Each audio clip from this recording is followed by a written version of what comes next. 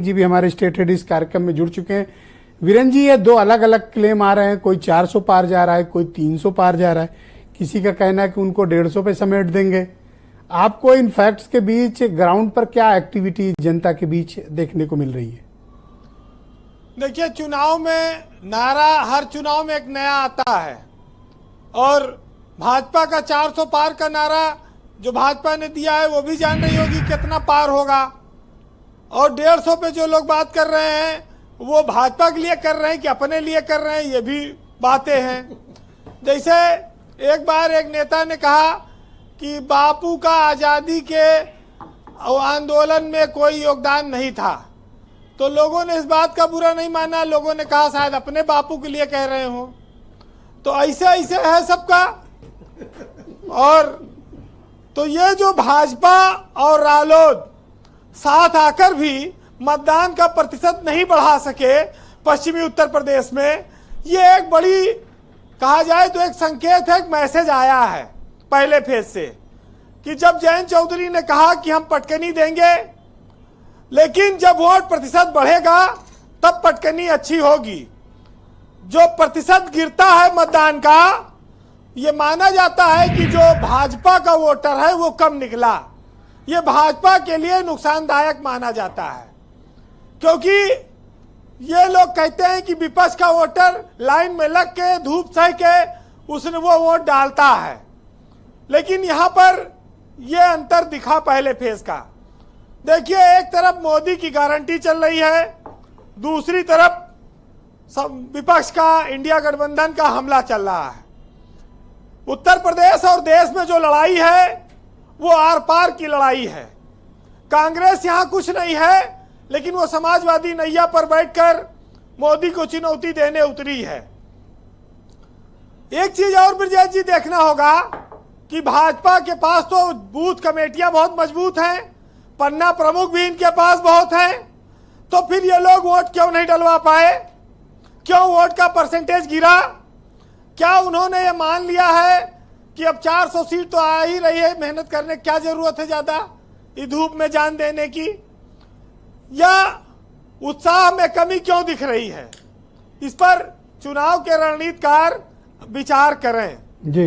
एक चीज और बीजेपी के लिए थोड़ी सी कहा जाए विचार करने वाली बात हो सकती है, जिसमें जो सेलिब्रिटी चुनाव लड़ रहे हैं, चाहे हेमा मालिनी हो, चाहे अरुण गोविल हो, तो ये लोग जो चुनाव लड़ रहे हैं ये 1 रुपया ज्यादा खर्चा नहीं कर रहे हैं, ये सब पार्टी पे लदे हैं। ये बहुत बड़ी तकलीफ है। हाँ, ये भाई चुनाव में गाड़ी चलेगी। अच्छा, जिला अध्यक्ष कितना लोगन का जवाब दे? भाजपा के जिला अध्यक्षों से पूछिए। ये तो आप बिल्कुल डिफरेंट पिच पे ले गए।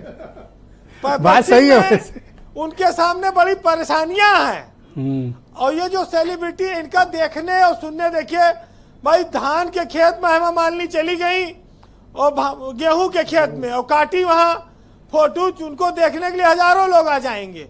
लेकिन जब गाड़ी दौड़ेगी, प्रचार होगा, तो वो बिल भेज दो भाजपा मुख्यालय पे लाखों लाख का, तो पार्टी के लोग कहां से पूरा करें? ये सब थोड़ी सी टेक्निकल बातें रहती हैं जो परेशानियां आती हैं। ये बहुत गंभीर बातें हैं, मैं समझ गया आप जो कहना चाह रहे हैं। देखिए, अब वहां जिला अध्यक्षों की जो समस्याएं वो मैं रख रहा हूं। हाँ। लेकिन ये बात साफ है कि जो सेकंड फेज है वो भाजपा के बहुमत और बढ़त का फेज है। अगर एक अमरोहा की सीट आप छोड़ दीजिए तो पिछली सीटों पर सब भाजपा जीती है, और अब इसमें आरएलडी का बागपत भी एक मिल गया है उनको। क्षत्रिय समाज की जो नाराजगी थी वो पहले फेज में मतदान का प्रतिशत गिरना उसका दर्शाता है, और दूसरे फेज में वो कितना असर करेगा ये भी देखना होगा। देखिए, एक चीज और महत्वपूर्ण दिखती है जो इस बार की लड़ाई है। लोग ये कहते हैं कि अखिलेश यादव ने जो मायावती के साथ गठबंधन नहीं किया, ये बुद्धिमानी का काम किया। इससे चुनाव में अपने आप वो भाजपा के सामने खड़ी हो गई है पार्टी, और मायावती की पार्टी अपने आप डाउनग्रेड चली गई। कांग्रेस ने एक नारा दे दिया नौकरियों का 30 लाख का, एक शेड्यूल जारी किया। वो देश में और जगह चल रहा हो, लेकिन यूपी में जातीय आधार पर समीकरण चल रहे हैं। ब्रजेश जी, बसपा जितना कमजोर हुई है उसका सीधा फायदा भाजपा को नहीं मिल पाया है। वो समाजवादी पार्टी उनके सामने एक बड़ी चुनौती बन गई है और यूपी में इस चीज को भाजपा के लोग भी, रणनीतिकार भी समझ रहे हैं और जान रहे हैं। अगर भाजपा को अच्छा लड़ाई तब मानती अगर सपा बसपा एक साथ लड़ते जैसे पिछली बार लड़े थे, तो उस बार भाजपा ने अच्छा प्रदर्शन तब भी किया था। अब की बार बसपा का कमजोर लड़ना भाजपा को नुकसान कर रहा है। मतलब आपका मानना है कि वोट बटेंगे? देखिए, पहला फेज में मायावती का खुद वो आकलन करें कि कितनी सीटें आ रही। अमरोहा में उनका सांसद था, वो कांग्रेस में जा चुका है। वहां पर अब लड़ाई इंडिया गठबंधन और एनडीए की दिख रही है। तो सवाल तो यही बड़ा है ना कि क्या अपनी जीत के प्रति मायावती खुद आश्वस्त हैं? ये भी चीजें हैं। वैसे हेमा मालिनी ने जो गेहूं काटा था, वो खेत में से धान और गेहूं उठकर चला गया थ्रेसर पर। अब वहां पर गेहूं उत्पादन का समय आ गया है, अब वो लोग देखें। लेकिन फर्स्ट फेज के बाद एक और चीज बदली। ये चुनाव अब कब्रिस्तान और शमशान की ओर बढ़ रहा है, हिंदू और मुसलमान की ओर भी बढ़ रहा है। अब आप देखिएगा कि आने वाले वक्त में अली और बजरंग बली ये सब आ जाएंगे कल परसों में। तो ये चुनाव उत्तर प्रदेश में पहले फेज को भांप चुके हैं लोग कि मामला अब दूसरी ओर जाना चाहिए। बहरहाल ज्यादा कुछ कहना नहीं है, आनंद लीजिए कि सब जनता को, जनता मालिक है। जब तक मजा आता है तब तक देती है वोट, नहीं तो फिर अपने हिसाब से निर्णय करती है।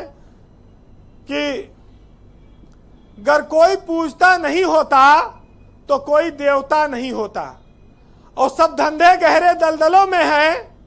अब कोई रहनुमा नहीं होता, वो जो सबके करीब होता है वो किसी का सगा नहीं होता। और बागबा पर अगर नजर रखी होती तो ये चमन यूं ही लुटा नहीं होता। बहुत शुक्रिया वीरेंद्र जी, आपका बहुत बहुत धन्यवाद हमारे साथ जुड़ने के लिए। ग्राउंड जीरो से अपने